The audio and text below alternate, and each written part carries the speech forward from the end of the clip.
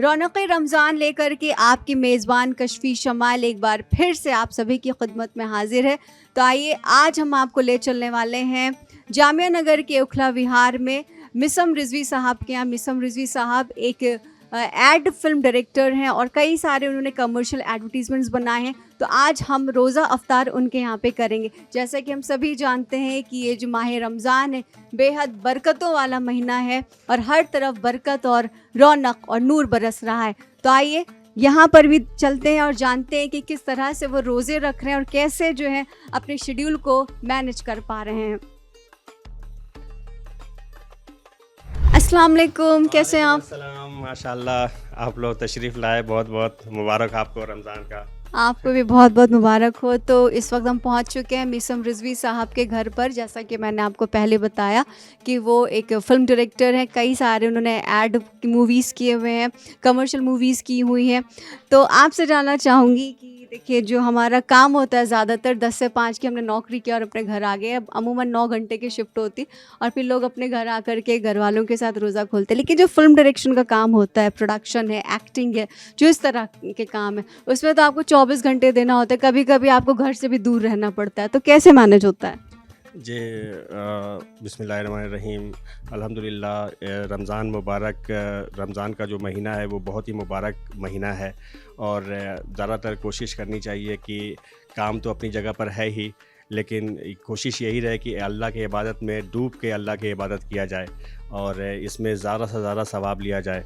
तो यही उम्मीद यही है कि लोग भी इसी तरह से करें और हम इसी में लगे हुए हैं कि रमज़ान में दिन की खिदमत और अल्लाह की इबादत में पूरी पुरजोश से लगे रहें।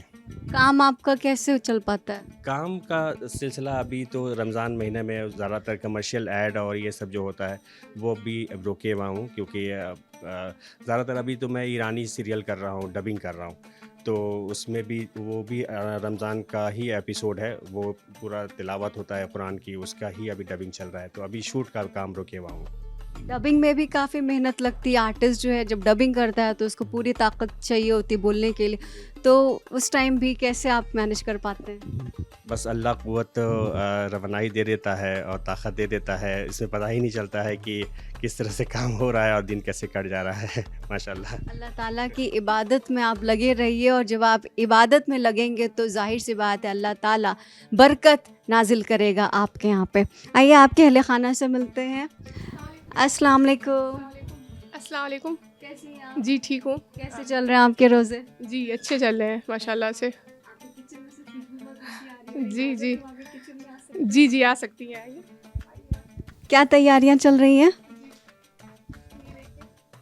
ये मैं बना रही हूँ दाल का पकौड़ा और इसके लिए मैंने प्याज पहले से काट के रखे हैं, ये हरी मिर्च है और ये कस्टर्ड के लिए मैंने फ्रूट्स काटे हैं सारे कस्टर्ड बनाने के लिए। ये मैंने बेसन का पकौड़ा बनाने के लिए ये रेडी किया है मैंने इसको। तो मैं इसको आपको अभी तल के दिखाऊंगी। शुरू हो जाएं क्योंकि कुछ ही देर में रोज़ा खुलने का भी टाइम होने वाला है। तो मैं बना रही हूँ प्याज बारीक कटा हुआ मैं डाल रही हूँ सारा। ये दाल का पकौड़ा है, इसमें हम ये बारीक कटी हुई हरी मिर्च डालेंगे और इस बच्चों को मसाले मैंने इसमें डाल रखे हैं, जैसे हल्दी, गरम मसाला, थोड़ा सा थोड़ी सी कुटी हुई लाल मिर्च और नमक अपने टेस्ट के अनुसार।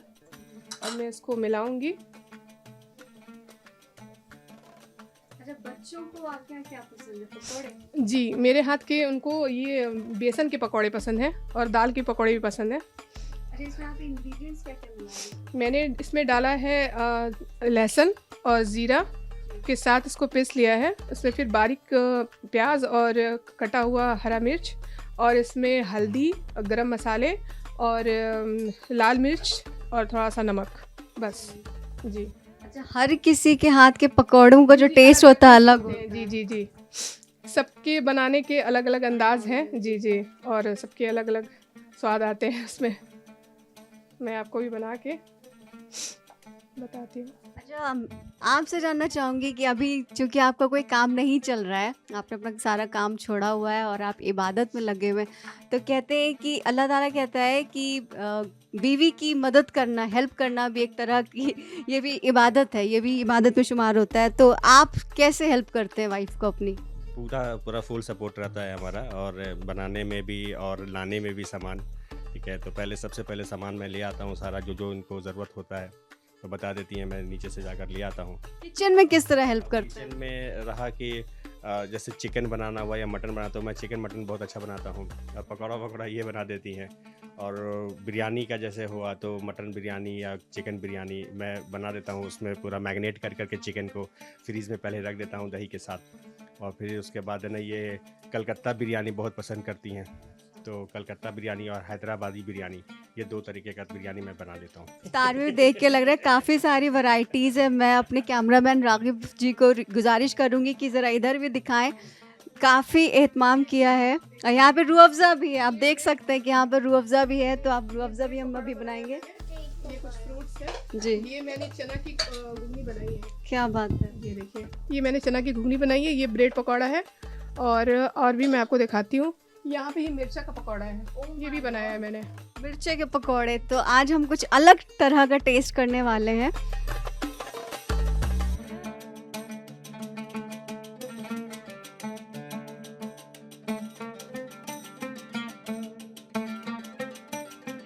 अच्छा, अभी हम दाल के पकौड़े, मिर्च के पकौड़े, लौकी के पकौड़े, कई सारी वैरायटी खाने वाले हैं। कस्टर्ड में, ये कस्टर्ड मैंने बना के रखा था पहले से ही।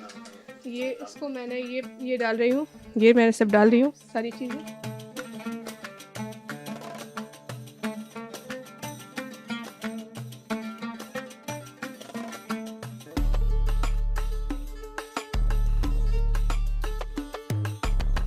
अपना नाम बताइएगा कैमरा पे।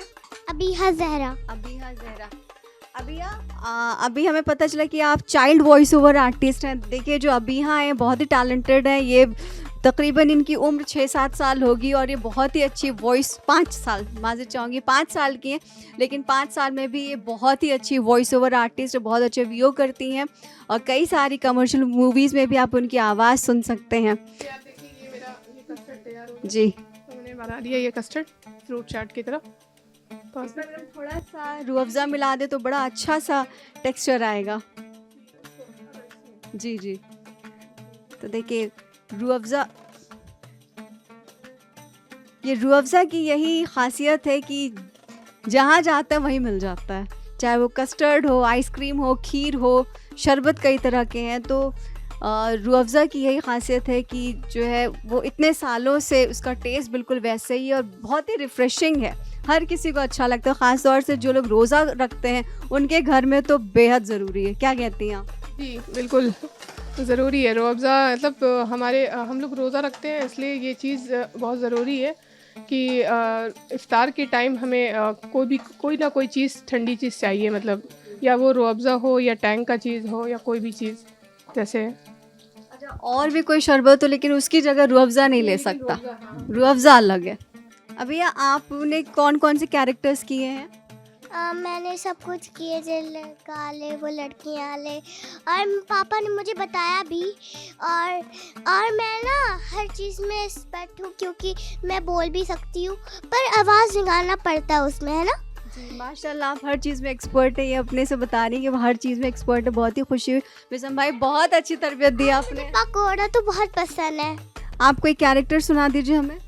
मरियम की अम्मी कह रही थी कि आप जेल में थे, आप ना जेल में है ना, इसीलिए आप मुझे क्या कह सकते हैं।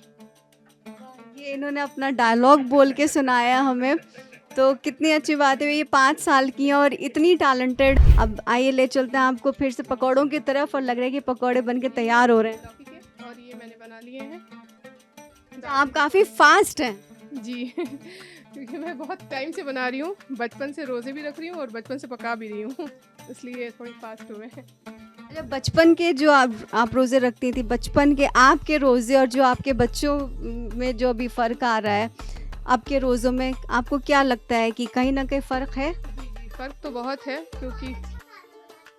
क्योंकि उस वक्त के रोज़ों में है ना कि जैसे मतलब इतना सारी चीज़ें मतलब वो नहीं रहती थी, मतलब बहुत सारी चीज़ें हैं ना जो अब मतलब मिलती हैं। हम लोग के टाइम में ये सारी चीज़ें नहीं मिलती थी। बहुत सारी चीज़ें जैसे मिर्चे के पकौड़े, मतलब बहुत सारी कस्टर्ड वस्टर्ड, ये सब उतना हम लोग के टाइम पे नहीं बनता था। खानों की वैरायटी ज़्यादा होने लगी। जी जी, ये है पकौड़ा है, ये लौकी का पकौड़ा है, और ये है मेरा दाल का पकौड़ा। जी तैयार हो चुके हैं। ये पकौड़े हैं, ये जिसको मैंने बना लिया है ये, और ये है बेसन का पकौड़ा, ये ब्रेड का पकौड़ा जी, जिसको मैंने स्लाइस कर दिया है। आज हम कई सारे पकौड़ों की वैरायटी खाने वाले हैं। वहाँ पे मुझे समोसा भी नज़र आ रहा है। आप देखिए समोसे की तरफ भी आप फोकस कर सकते हैं।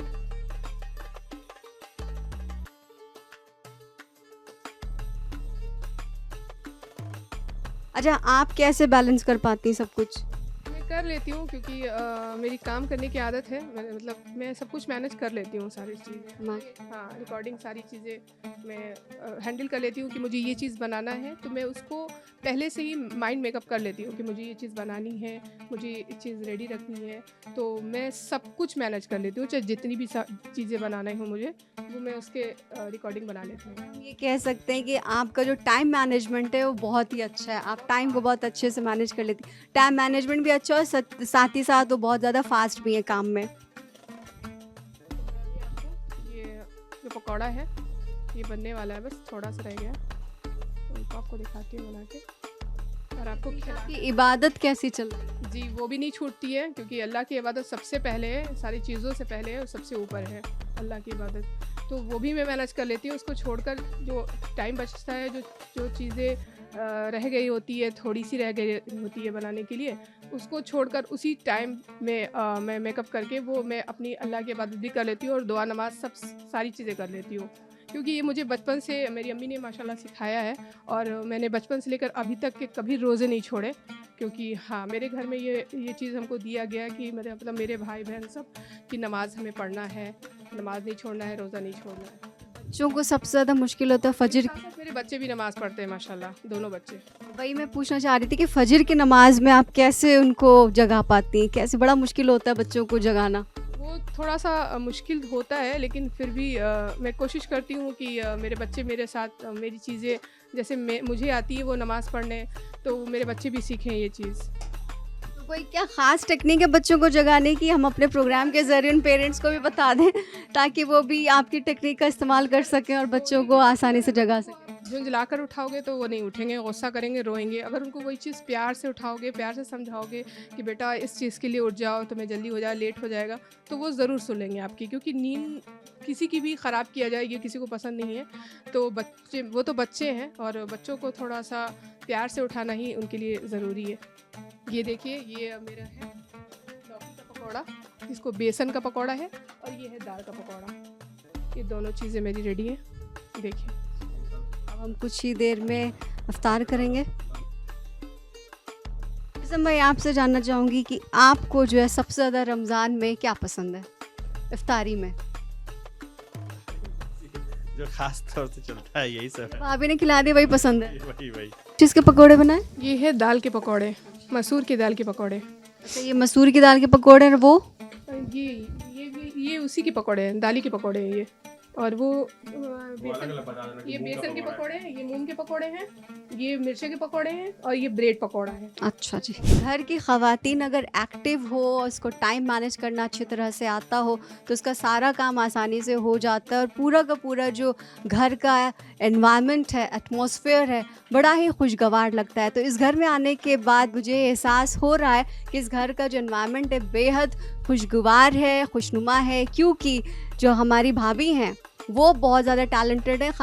वैसे तो वो हाउसवाइफ हैं, वो कहीं जॉब नहीं करती, लेकिन हाउसवाइफ का मतलब है कि 24/7 का जॉब, जिसमें आपको कोई छुट्टी नहीं मिलती, कोई ऑफ नहीं मिलता, कोई मेडिकल लीव नहीं मिलती, किसी भी तरह की आपको कोई छुट्टी इस प्रोफेशन में, यानी कि हाउसवाइफ वाले प्रोफेशन में पॉसिबल नहीं है। और ऐसे में पूरे घर को इतनी खूबसूरती से मैनेज कर रही है, साथ ही साथ मिसम भाई का भी सपोर्ट है। तो हस्बैंड वाइफ जब दोनों सपोर्टिव हों तो ज़िंदगी की गाड़ी अपने आप आगे बढ़ती है। और यही अल्लाह ताला भी कहता है कि औरत जो है यानी बीवी जो है वो शौहर का लिबास है और शौहर बीवी का लिबास है, यानी कि गाड़ी तभी साथ चल सकती है जब दोनों में अंडरस्टैंडिंग हो, दोनों में मोहब्बत हो, और यही मोहब्बत हमें इन दोनों कपल्स के बीच में देखने को मिल रही है। अच्छा, ऐसी कोई ख़ास डिश जो आपकी फैमिली में बनती है, यानी कि आपके मायके में, और वो फिर आपने यहाँ पर आकर के मिसम भाई को खिलाई और वो बहुत खुश हुए? ये ब्रेड पकौड़ा, जैसे मसूर की दाल का पकौड़ा उनको बहुत पसंद आया जब मैंने बनाया फर्स्ट बार यहाँ पे। और जैसे ये बचके जैसे बोलते हैं लोग, दाल बेसन के जो पकौड़े होते हैं, चाहे वो आप बैंगनी बनाओ या फिर लौकी के बनाओ, ये इनको बेहद पसंद आया। ख़ास करके ये जो मैंने दाल के पकौड़े बनाए, मूंग के दाल के पकौड़े, ये इनको बहुत पसंद आया।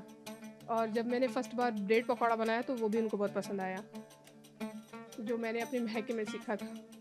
आप उमूर ख़ानादारी में बहुत अच्छी हैं, ये कह सकते हैं। और ये कस्टर्ड भी मैंने इनको जब पहली बार बनाकर खिलाया था तो इन्हें बहुत पसंद आया था।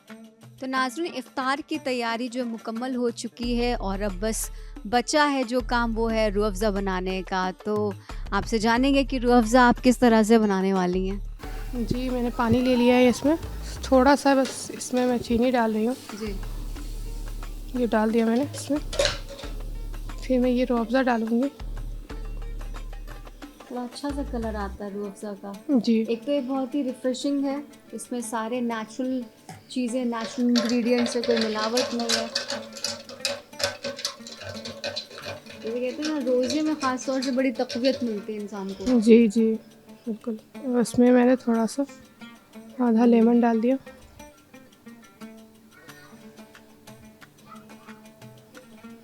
जैसे आपने लेमन मिलाया, थोड़ा सा कलर इसका लाइट हो गया।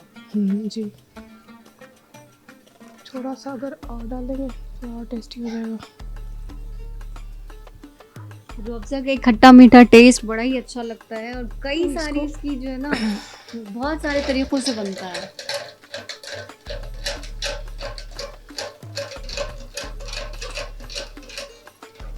कितना प्यारा सा देखिए नाज़रीन कलर आया रूह अफ़ज़ा का। और अब हम कुछ ही देर में इफ्तारी करेंगे और साथ ही साथ हम रूह अफ़ज़ा भी पिएंगे, रूह अफ़ज़ा का भी लुत्फ़ लेंगे। तो बहुत शुक्रिया, आपने जो है इतना अच्छा सा इसका मतलब जो कलर है बड़ा खूबसूरत आया है, क्योंकि शायद आपने, अमूमन लोग आधा नींबू डालते हैं, आपने पूरा एक नींबू मिला दिया। अच्छा, आपको खट्टा पसंद है? जी, जी, इसमें इसका टेस्ट बहुत अच्छा आता है। ज़्यादा खट्टा नहीं होता है, लेकिन इसका टेस्ट अच्छा आता है। रूह अफ़ज़ा की और कौन कौन सी वैरायटी है जो आपको पसंद है, जो आप बनाती हैं, यूज़ करती हैं, जिनमें आप? अभी तो मैं फ़िलहाल ऐसे ही बनाती हूँ, वैसे बनाया नहीं है मैंने दूसरा। अगर बनाऊँगी तो इंशाल्लाह बताऊँगी आपको। आपने कस्टर्ड में भी डाला था टेक्सचर चेंज करने? जी, जी, जी, थोड़ा सा उसमें भी डाल दिया था ताकि उसका भी टेस्ट अच्छा है जी, कलर के लिए, तो मैंने उसमें डाल दिया था। तो हमारा रूह अफ़ज़ा बन करके तैयार हो चुका है, और इस रूह अफ़ज़े से हम लुत्फ़अंदोज़ होंगे जब हम रोज़ा खोलने के लिए बैठेंगे।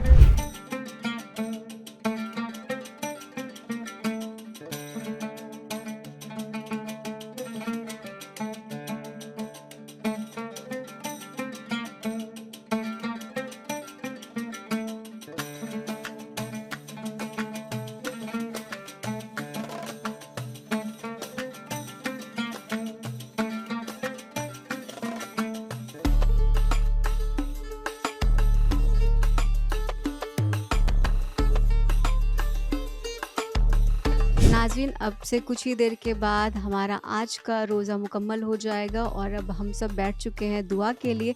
और दुआ का जो वो लम्हा होता है वो बड़ा ही कबूलियत का लम्हा होता है कि हमारी दुआएं कबूल होती हैं। इफ्तार से कुछ देर पहले आप बैठ जाइए और सब कुछ भूल जाइए कि किचन में क्या बना, क्या नहीं बना, क्या रह गया, सब कुछ आप छोड़ करके दुआ के लिए बैठ जाइए, क्योंकि यही वो वक्त होता है जब अल्लाह ताला अपने भूखे प्यासे बंदों की दुआएं सुनता है, उनकी जायज़ हाजतों को पूरा करता है। तो ये जो वक्त है हमारा इबादत का है और अल्लाह ताला से मग़फ़िरत करने की दुआ का वक्त होता है। तो हमें इस टाइम बैठ कर के दुआ करनी है और अपने लिए बख्शीश की दुआ करनी है, और सारे आलम में जितने भी लोग जहाँ पर हैं उनके लिए भी दुआएं करनी है कि वो जहाँ भी रहें ठीक रहें, और उनको भी अल्लाह ताला इतनी क़ुव्वत दे, हिम्मत दे कि वो रोज़े रख सकें। और जो लोग हमसे कमतर हैं, हमारी दुआ है कि वो भी जो है अच्छी तरह से अपना रोज़ा रख सकें, और हमें ऐसे में बेशुमार मदद करनी चाहिए, बेशुमार सदक़े निकालना चाहिए ताकि वो भी अपने रोज़ों को अच्छी तरह से पूरा कर सकें, और जब ईद आए तो ईद को भी उतनी खुशी के साथ मना सकें। तो जितना हो सके दिल खोल करके आप बांटिए, लोगों की मदद करिए, क्योंकि ये भी एक तरह का सदक़ा जारिया है, एक तरह की मदद है, और ये भी अल्लाह की इबादत है कि आप जो है गरीबों की, मुफलिसों की मदद कर रहे हैं, और उनको रोज़ा रखने में आप जो है मददगार साबित हो रहे हैं, क्योंकि आप जब उनको फाइनेंशियली सपोर्ट करेंगे, क्योंकि माली हालत बहुतों की अच्छी नहीं होती, और ऐसे में जब आप उनका सहारा बनेंगे तो जाहिर सी बात है वो आपको दुआ देगा, भर भर के दुआ देगा, और अल्लाह ताला की नज़र में भी आप अफजल होंगे। तो आइए हम सब मिल करके दुआएं करते हैं।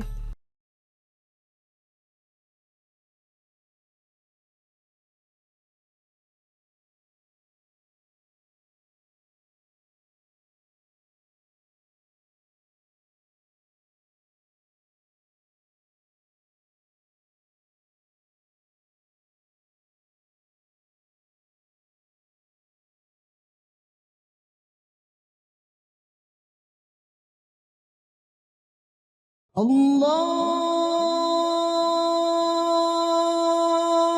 अकबर, अल्लाहु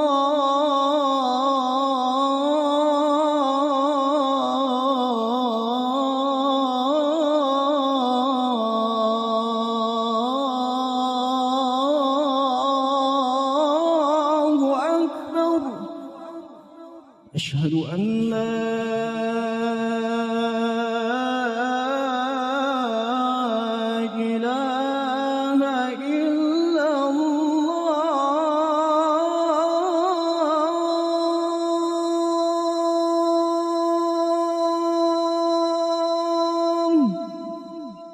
أشهد أن لا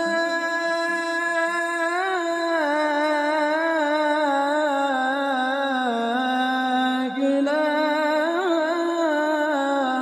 إلا الله।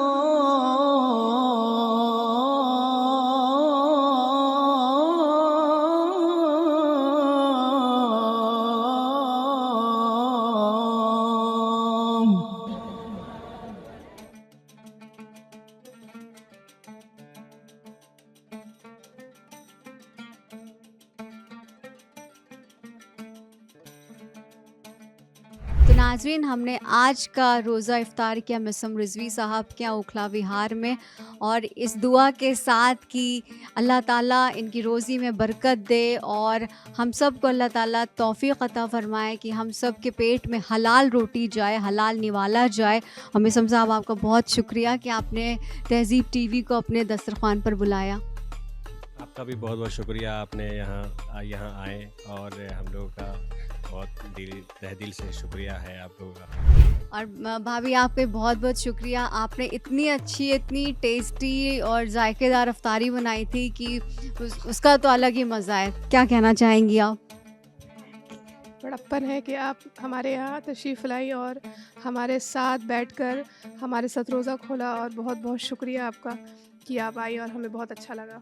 अल्लाह ताला ने आपके हाथ में जायका दिया है, और हमारी यही दुआ है, तहज़ीब टीवी टीम की पूरी दुआ है कि आपके हाथों का जायका यूं ही बरकरार रहे। और आप बताइए, आपको कैसा लगा तहज़ीब टीवी का आना? बहुत अच्छा लगा जी।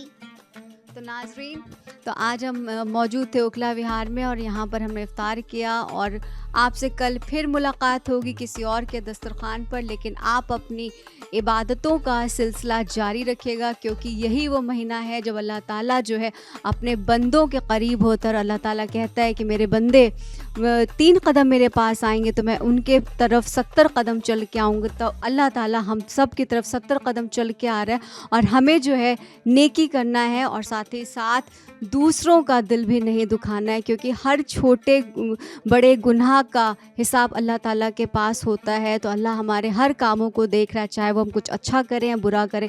तो माह रमज़ान में हमें यही कोशिश करनी है कि हम अच्छा काम करें, और जितना हो सके उतनी हम नेकियां बटोरें, क्योंकि यही नेकियां आपको जो यहाँ काम आएंगी दुनिया में, और यही नेकियां आपको आखिरत में भी काम आएंगी। और ये जो आप अच्छे अमल करेंगे, ये आपके लिए जन्नत का दरवाज़ा खोलेंगे।